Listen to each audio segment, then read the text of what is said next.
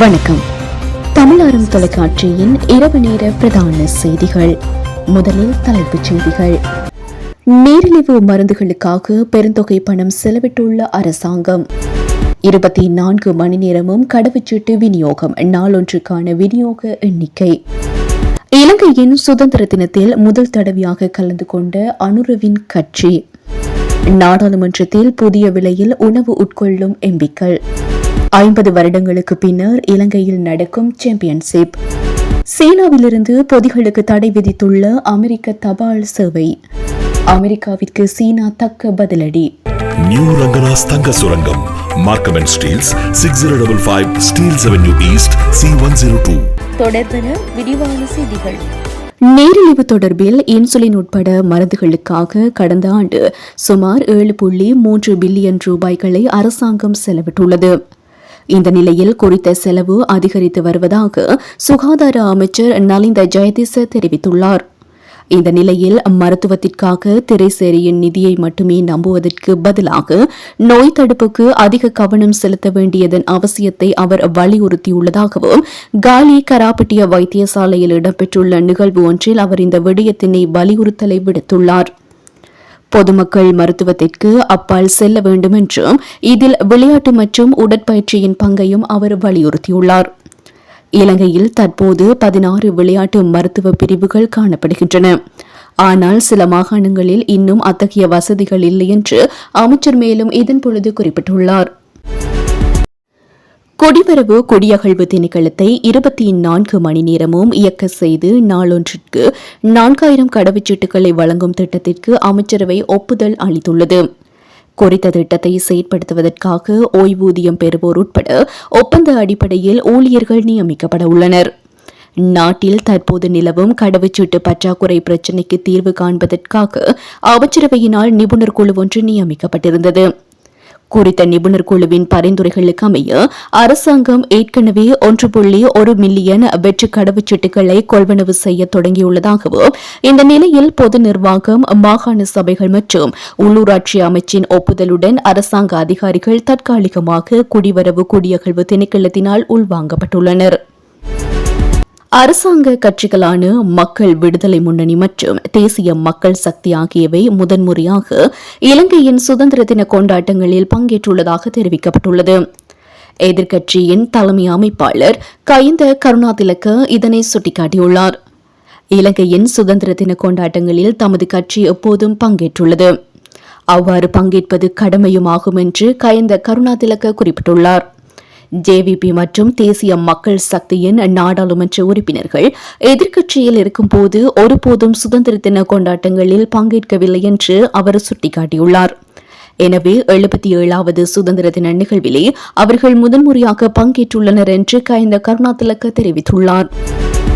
நாடாளுமன்ற உறுப்பினர் ஒருவர் நாடாளுமன்றத்தில் தனது உணவிற்காக இன்று முதல் 2000 ரூபாவை செலுத்த வேண்டியிருப்பதாக தெரிவிக்கப்பட்டுள்ளது. இதற்கு முன்னர் 450 ரூபாவாக இருந்த இந்த கட்டணம் அவைக்குழுவின் தீர்மானத்தின்படி 2000 ரூபாவாக மாற்றப்பட்டுள்ளது. ஆளும் தேசிய மக்கள் சக்தி கட்சியினால் இதற்கான முன்மொழிவு சமர்ப்பிக்கப்பட்டுள்ளது. இதன்படி காலை உணவு 600 ரூபாவாகவும், மதிய உணவு 1200 ரூபாவாகவும், மாலை தேநீர் 200 ரூபாவாகவும் மாற்றப்பட்டுள்ளது. அந்நிய செலாவணி கட்டுப்பாட்டு சட்டத்தின் கீழ் ஒரு உத்தரவு குறித்தும், இறக்குமதி மற்றும் ஏற்றுமதி கட்டுப்பாட்டு சட்டத்தின் கீழ் 2 உத்தரவுகள் குறித்தும் இன்று நாடாளுமன்றத்தில் விவாதிக்கப்படுகின்றமை குறிப்பிடத்தக்கது. சுமார் 56 வருடங்களுக்கு பின்னர் 2025 மே 10 முதல் 24ஆம் தேதி வரை இலங்கையின் ஆசிய இளைஞர் குத்துச்சண்டை சாம்பியன்ஷிப் போட்டிகள் நடைபெறவுள்ளதாக ஆசிய குத்துச்சண்டை கூட்டமைப்பு அறிவித்துள்ளது. இறுதியாக இலங்கையில் 1969ஆம் ஆண்டு சுகதாச உட்புற மைதானத்தில் ஆசிய குத்துச்சண்டை சாம்பியன்ஷிப் போட்டிகள் நடத்தப்பட்டுள்ளன.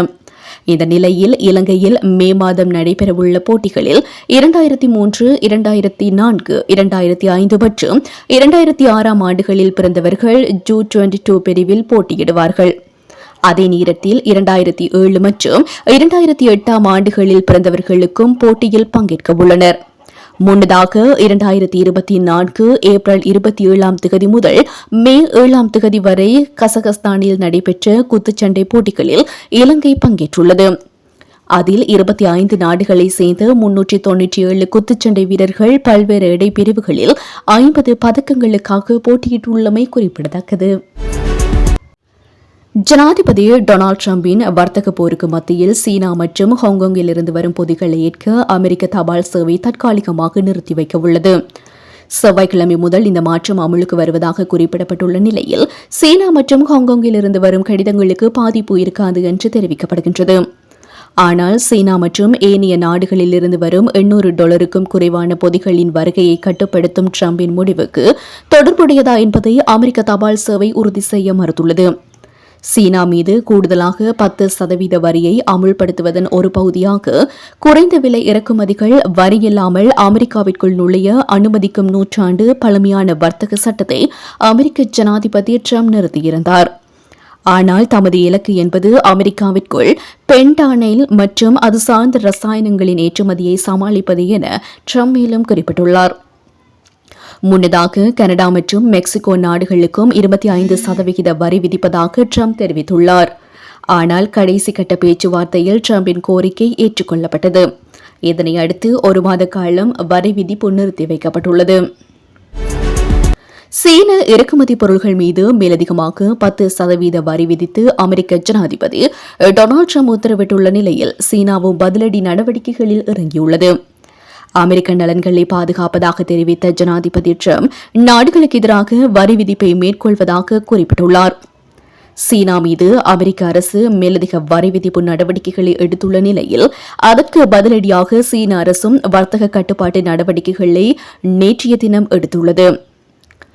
அதன்படி அமெரிக்காவிலிருந்து இறக்குமதியாகும் நிலக்கரி, இயற்கை எரிவாயு பொருட்கள் மீது 15% வரியும், கச்சா எண்ணெய், வேளாண் உபகரணங்கள், குறிப்பிட்ட ரக கார்கள் உட்பட இன்னும் சில பொருட்கள் மீது 10% கூடுதல் வரி விதிக்க முடிவெடுத்துள்ளதாக சீன அரசு வட்டாரங்கள் தெரிவிக்கின்றன.